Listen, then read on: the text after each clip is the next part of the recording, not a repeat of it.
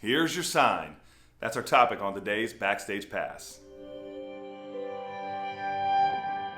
Hey friends, hope you're having a great day so far today.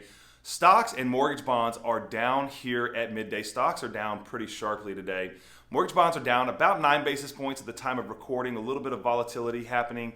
Bonds were up earlier, now they're down. They had gone down as far as 19 basis points. They're back up to only down 9 basis points. So really some moving around. We'll tell you why here in just a second. The 10-year yield is up about 3 basis points. Yesterday, the national average for a 30-year fixed rate mortgage, well, that came in at about 7.21%.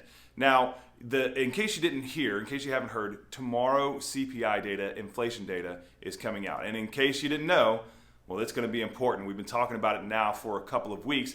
But today we got a 10-year treasury auction. And that 10-year treasury auction was met with weaker than expected demand. So the question kind of asks itself, is this a sign of how the markets feel about CPI and inflation?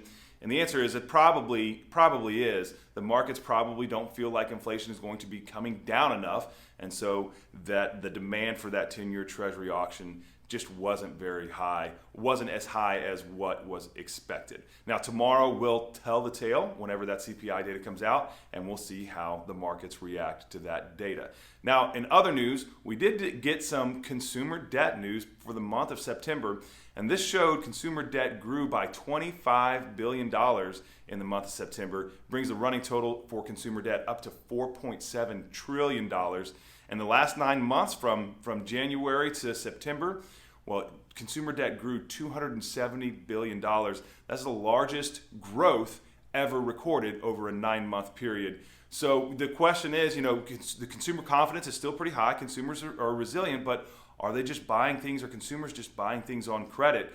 And the thing about consumer credit is that it is finite. It does run out. And once we see that consumer credit start to run out, once consumers have maxed out their credit cards, well, we may start to see some additional slowdown in the economy as a result. Also, in other news, we got Mortgage Bankers Association application data for last week that showed that purchase applications ticked up by 1% last week. They're down 41% year over year. The national average for the 30-year fixed rate mortgage last week, according to MBA, went up ever so slightly from 7.06 to 7.14%. And look, this is about 3.8% higher than what it was last year. Refinances fell about 4%, and they're down 84% year over year. Now, hey, that's all the news that we have for today. Tomorrow, as soon as the data comes out for CPI data, we'll be reading and looking at how the markets react, and we'll be bringing you that data right away first thing in the morning. But until then, don't forget, stay positive. Have a great day. We'll see you tomorrow.